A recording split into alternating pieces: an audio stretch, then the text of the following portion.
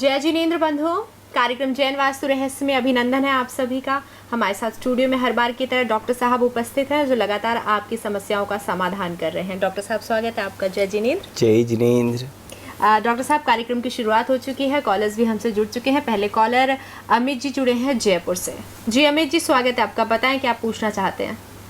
Madam, मैं अभी किराए के मकान में रह रहा हूँ और इस मकान में मेरे को डॉक्टर साहब ने गड्डियाँ बताई थी गड़ी हुई है, इसलिए हम दूसरे मकान रेंटेड में जा रहे हैं। क्या वो सही है मेरे लिए? अमित जी, आप अपने एक घर छोड़ करके यानी दूसरे घर में जा रहे हैं रेंटेड, तो अब आप अपने घर का परीक्षण करना चाहते हैं कि उस घर में हड्डियां गड़ी हुई हैं। जो किराए के मकान में जा रहे हैं उस घर को भी देखें कि वो ऊर्जावान है कि नहीं। दूसरी बात, उस घर में चूंकि आपको आर्थिक परेशानी चल रही है, इसलिए रसोई घर, अग्नि जलने का स्थान अवश्य देखें और मल विसर्जन करने का स्थान, ये दो फैक्टर बहुत महत्वपूर्ण होते हैं जब हम किराए का मकान लेते हैं। कि अग्नि कोण पर ही अग्नि प्रज्वलित हो रही होगी, यानी कि गैस का चूल्हा साउथ ईस्ट या साउथ साउथ ईस्ट में होगा, तभी आपको वह मकान जो किराए में पहुंच रहे हैं लाभप्रद होगा। अन्यथा आपके लिए पुनः वही दिक्कतें प्रारंभ हो जाएंगी जो पूर्व के मकान में थी। इसके बाद आपका होता है डब्ल्यूसी भी कभी किसी किराए के मकान में यदि ईशान कोण पर बनी हो या फिर आपके आग्नेय कोण पर निर्मित हो या नैऋत्य कोण पर, तो बिल्कुल भी वह किराए का मकान नहीं लेना चाहिए। इसलिए 3 बातें मैंने बताई, इन 3 बातों का आप ध्यान में रखते हुए किराए का मकान अवश्य लें। यदि संभव हो सके तो उत्तर में भल्लाट नाम का द्वार यानी कि चौथे क्वाड्रेंट में यदि प्रवेश द्वार हो तो निश्चित रूप से आपकी आने वाली व्यापारिक बाधाएं तत्काल ठीक होंगी और आपके कुबेर के द्वार खुल जाएंगे इस दीपावली पर। जी डॉक्टर साहब, आगे बढ़ते हैं। अगला मैं चाहूँगी अपने कार्यक्रम में मेल शामिल करें। अशोक जी ने भेजा है, ये कहते हैं कि मेरे घर में 2 अलमारी है। एक अलमारी जो हमने दीवार के साथ बनवाई थी और एक लोहे वाली अलमारी है। दोनों को हमने एक दूसरे के सामने रखा हुआ है, लेकिन हमें लगता है कि दोनों को एक साथ रखना चाहिए। तो थोड़ा सा कन्फ्यूज़न है, तो जानना चाहूँगा कि अलमारी को रखने का सही जगह कौन सा है। अलमारी ऐसी जगह पर रखी जाए, यदि धातु की अलमारी है तो इन्हें स्थान फिक्स है कि सभी धातु वाली यानी कि स्टील की जितनी भी अलमारी हैं वह सारी की सारी अलमारी हैं दक्षिण दिशा की दीवार से सटा के रख दी जाए और पश्चिम दिशा की दीवार पर रखी जाए। लेकिन यदि लकड़ी की अलमारी हैं, छोटी छोटी कोई अलमारियां हैं, तब पूर्व दिशा की तरफ रखी जा सकती है, पूर्व दिशा की दीवार में, और उनका मुख पश्चिम हो जाएगा। लेकिन अलमारियां जब यदि धन, पैसा, दौलत, कागजात या फिर चेकबुक, कैशबुक, इस तरह का अकाउंट की कोई भी डायरी इसके अंदर रखी जाती है, तब आपका मुख अलमारी का उत्तर दिशा में ही खुलना चाहिए, जिससे कि उस सामग्री के प्रति, उस लेन देन के प्रति आकर्षण बना रहे। वरना आपके दक्षिण दिशा में कोई भी अलमारी ओपन होगी तो यदा कदा उस सामग्री का नुकसान होने का भय बना रहेगा। इसलिए अलमारियां दक्षिण और पश्चिम की दीवार पर रखी जाएं, लेकिन अलमारी के दरवाजे खोलते समय मुख उत्तर या पूरब होना चाहिए। हालांकि अलग अलग के लिए अलग अलग है। जैसे कि जिस अलमारी में पुस्तकें रखी हैं धार्मिक, जिस अलमारी में पुस्तकें रखी हैं स्टडी की, उसका सिर्फ उत्तर दिशा में ही मुख खुलना चाहिए। जिस अलमारी में रखी हुई है कोई ऐसी सामग्री जैसे कि दवाई जो कि आपके लिए स्वास्थ्य आरोग्यता के लिए है, उस अलमारी का दरवाजा कभी दक्षिण में नहीं खुलना चाहिए। यदि दक्षिण में खुलेगा तो वह व्यक्ति कभी स्वस्थ नहीं हो पाएगा। इसलिए उसे उस अलमारी का दरवाजा सिर्फ उत्तर में ही खुलना चाहिए। अब दूसरी बात आती है, या आपकी कोई स्थायी प्रॉपर्टी की कोई अलमारी है तो उसका दरवाजा पूरब दिशा में ही खुलना चाहिए। पूर्वजों की कमाई हुई दौलत यदि रखी हुई है तो वह पूर्व दिशा की तरफ मुख करके ही खुलना चाहिए, उसे पश्चिम में लाभ प्राप्ति के स्थान पर स्थापित कर देना चाहिए। यह हुई अलमारियों की कहानी। बिल्कुल, यानी हम कह सकते हैं स्थिति के अनुसार हमें अलमारी की जगह का चयन करना चाहिए। लेकिन ये बात तो है डॉक्टर साहब कि अगर हमने जो लोहे की या स्टील की अलमारी हमने मार्केट से खरीद के बनाई है तो हम उनकी जगह जो होती है वो चेंज कर सकते हैं, लेकिन कई बार हम परमानेंट दीवार के अंदर अलमारी बना सकते हैं। परमानेंट जो अलमारियां आपके दीवार में बनाई गई हैं उनके लिए भी यही सिद्धांत कार्य करेगा हमेशा ही कि वह दक्षिण और पश्चिम में बनाई जाए और उनका मुख उत्तर और पूर्वाभिमुख रखा जाए।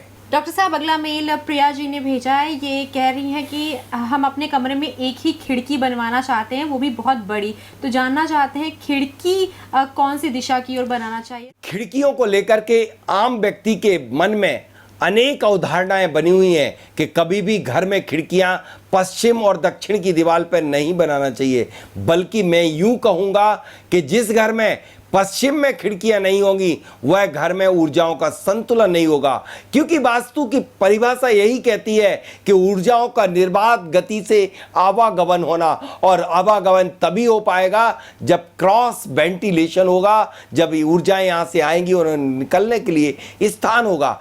मुख्य दरवाजा की बात अलग होती है, लेकिन खिड़की की बात अलग होती है। खिड़कियाँ हमेशा क्रॉस वेंटिलेशन करती हैं, इसलिए हमेशा खिड़कियाँ उत्तर और पूरब में यदि दरवाजे हैं तो खिड़कियाँ पश्चिम और दक्षिण में, दक्षिण के चौथे हिस्से में बृहस्पति पर और पश्चिम के तीसरे, चौथे, पांचवें स्थान पर खिड़कियां बनाई जा सकती हैं, वेंटिलेटर बनाए जा सकते हैं। लेकिन एक बात याद रखिएगा, घर की सभी खिड़कियां सम संख्या में होंगी, 4, 6, 8, 12, 14, 16, 18, लेकिन 0 नहीं लगेगा, 10, 20, 30 नहीं होंगी। टोटल संख्या यदि विषम रखी जाएगी तो उन घरों में ऊर्जाओं का संतुलन नहीं बन पाएगा। डॉक्टर साहब, ये तो बात हुई खिड़कियों की। दरवाजों में भी क्या कोई स्पेसिफिकेशन है कि होता है कि दरवाजों का तो सारा ही स्पेसिफिकेशन है, जिसके आधार पर हर व्यक्ति अपने भूखंड का चयन करता है, अपने व्यापार का चयन करता है, अपनी फैक्ट्री को खरीदता है कि यह फैक्ट्री, यह घर इस मुखी है, लेकिन उस मुख से अभिप्राय है कि उस घर में, उस प्लाट पर दरवाजा कौन से स्थान पर चयनित किया गया। कई लोग बोलते हैं मेरा घर उत्तराभिमुख है। उत्तराभिमुख से क्या होगा? जब तक आपके घर में प्रवेश का स्थान उत्तराभिमुख ना हो।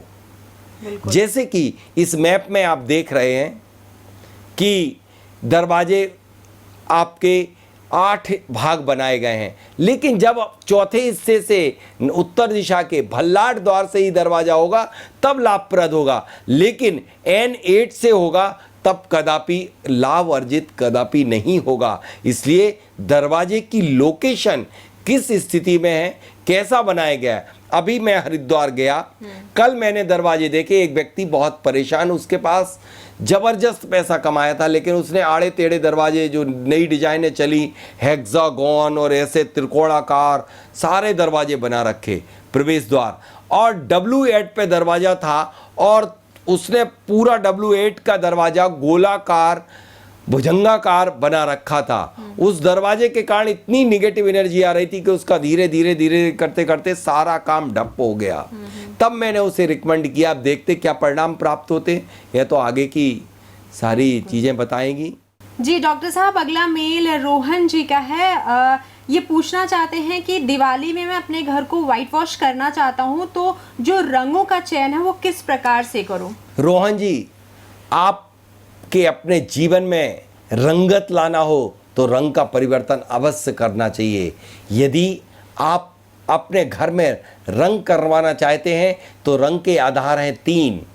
एक तो उस व्यक्ति के अपने ग्रहों के आधार पर, जो व्यक्ति जिस ग्रह का उच्च का होता है वह रंग अपने बेडरूम में, ड्राइंग रूम में अवश्य करवाना चाहिए, या आपके अपने ऑफिस में।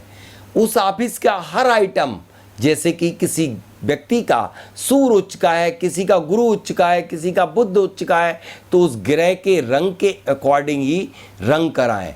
दूसरा होता है कि वह कक्ष जो है आपके अपने भूखंड की किस दिशा में निर्मित किया गया है उसके अकॉर्डिंग ही रंग करवाना चाहिए। जैसे कि पीला रंग है और पीला रंग पृथ्वी तत्व का है। पृथ्वी तत्व का लोकेशन साउथ वेस्ट होता है, तो साउथ वेस्ट में नैऋत्य कोण पे पीला रंग करा सकते हैं। और पीला रंग एक ऐसा रंग है जो कि घर के हर कक्ष में भी करा सकते हैं। एक रंग दूसरों के विपरीत वो दो रंग नहीं होना चाहिए। जैसे कि उत्तर दिशा में कभी भी भूल करके लाल रंग नहीं करना चाहिए, दक्षिण दिशा में भूल करके सफ़ेद और नीला और काला रंग नहीं करना चाहिए, क्योंकि यह रंग जल तत्व के होते हैं और अग्नि तत्व पर कर देने से विपरीत परिणाम देते हैं। इसलिए रंग के लिए बड़ी सावधानी पूर्वक करना चाहिए, बल्कि रंग को परिवर्तित करके कई लोगों का जीवन इतना आनंदमय बन जाता है, व्यापार में तरक्की होने लग जाती है। इसलिए आप अपने घर के रंगों को विधिवत तरीके से और तत्व और आप अपनी कुंडली के अकॉर्डिंग कराएंगे तो आपको उचित परिणाम प्राप्त होंगे। डॉक्टर साहब, अगला मेल अंकित जी का है। ये पूछ रहे हैं कि मेरे प्रवेश द्वार के सामने एक टूटा खाली मकान पड़ा हुआ है जो बहुत डरावना लगता है। जिस तरीके से उसमें आवाज़ें भी कई बार सुनाई देती है, हम बहुत भयभीत हो चुके हैं, कुछ समझ में नहीं आ रहा है। कभी लगता है मकान खाली कर दें, कभी लगता है कि कहाँ जाए, कुछ समझ में नहीं आ रहा है, कृपया कर हमारी मदद करें। अंकित जी, आपके घर के प्रवेश द्वार के ठीक सामने एक खंडहर जैसा घर का पड़ा रहना और वह लंबे समय से खंडहर के रूप में तब्दील है और उसमें बेंतर बाधा कुछ कुछ आवाज़ों का आना संकेत देता है कि बेंतर बाधाओं से पीड़ित हो चुका है, शापित हो चुका है। ऐसे घर के दुष्परिणाम आपके अपने प्रवेश द्वार सम्मुख होने के कारण आपको भी भोगना पड़ सकते हैं। निश्चित रूप से आपके घर में बच्चे भयभीत रहते होंगे, बच्चों का स्वास्थ्य ठीक नहीं रहता होगा। सर्वप्रथम बच्चों को सबसे ज़्यादा तकलीफ होती है ऐसे घर में निवास करने से। इसलिए या तो आप कोशिश करके सामने वाले घर के लिए बिकवा दें या फिर निर्माण करवा दें। यदि संभव ना हो तो आप अपने घर के दरवाजे को भी बदल दें, जिससे कि वह दरवाज़ा ठीक आपके खंडहर के सामने ना आए, वरना यह सबसे बड़ा दोष नहीं बल्कि महादोष माना जाता है। डॉक्टर साहब, रवि जैन जी का है अगला मेल। ये कह रहे हैं कि मेरी एक स्टेशनरी की शॉप है, लेकिन समझ में नहीं आता है कि कैश कहाँ रखूं।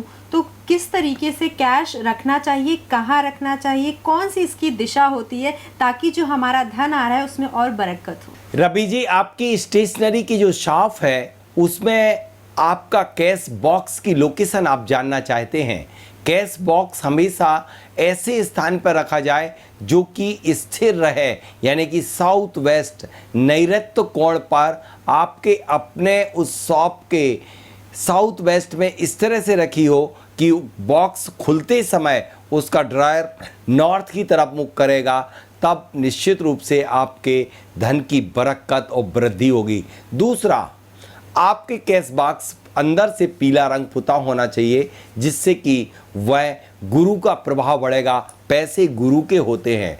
दूसरा, उसमें निगेटिविटी नज़र दृष्टि का शिकार ना हो, इसलिए पीली सरसों हल्दी की गांठ, एक काली हल्दी की गांठ अवश्य उसमें होना चाहिए, जिससे कि वह किसी भी प्रकार का कहीं का भी रुपया आया हो, पैसा आया हो, मुद्राएं आई हो, लेकिन उसका दुष्प्रभाव आपके अपने उस राशि उस धन पर ना पड़े, इसके लिए और अच्छा चाहते हैं तब ऐसी स्थिति में आप एक उसके अंदर एक केसर से गुरु पुष्य रवि पुष्सार के युग में एक स्वास्थ्य अंकित कर दीजिएगा, तो निश्चित रूप से आपके तिजोरी या फिर आपके कैश बॉक्स में बरकत बनी रहेगी।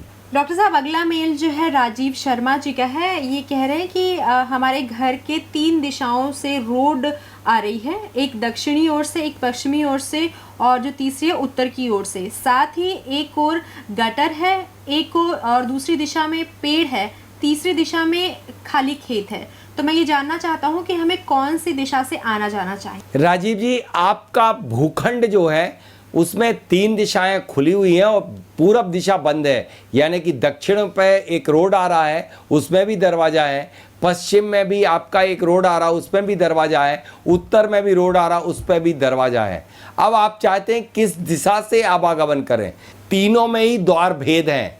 जिस तरह से आप दक्षिण में प्रवेश कर रहे हैं, आपके गटर आ रही है, और पश्चिम से आते हैं तो पेड़ आ रहा है, लेकिन उत्तर की एक दिशा है जिससे कि रोड और खेत आ रहा है, वो एक टी का रूप भले ले रहा है, लेकिन उत्तर दिशा की टी कदापि खराब नहीं होती। आप उत्तर के दरवाजे से ही प्रवेश करें और उसको ही मुख्य दरवाजे की संज्ञा दें, और उस दरवाजे को भव्य और बड़ा दरवाजा बना के बंधन बार बांध दीजिए, जिससे कि लोगों को ये समझ में आए।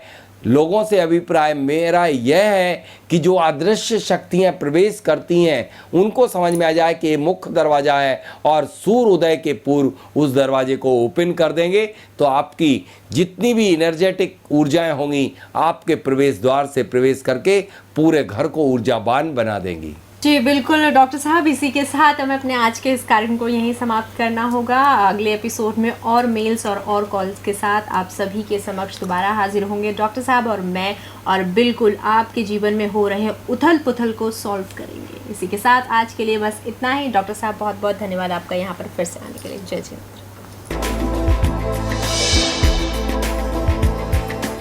पिछले 3 वर्षों से लगातार हम रिसेशन के कारण घाटे की स्थिति में चल रहे थे।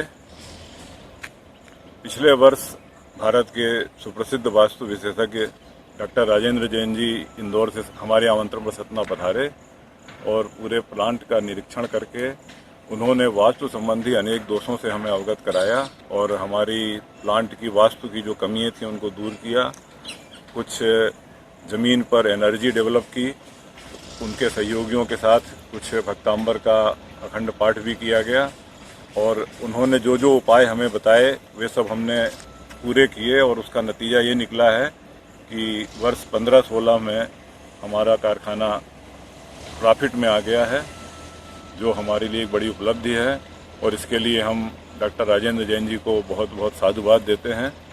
न केवल सतना वरन हमारे ग्रुप की जो रीवा में विंध्या टेलीलिंक्स लिमिटेड करके इंडस्ट्री है, उसमें भी डॉक्टर जैन साहब ने अनेक सुझाव हमें दिए, वास्तु संबंधी दोषों का निराकरण किया, और उससे वहाँ भी हमें समृद्धि की ओर अग्रसर होने का लाभ मिला है।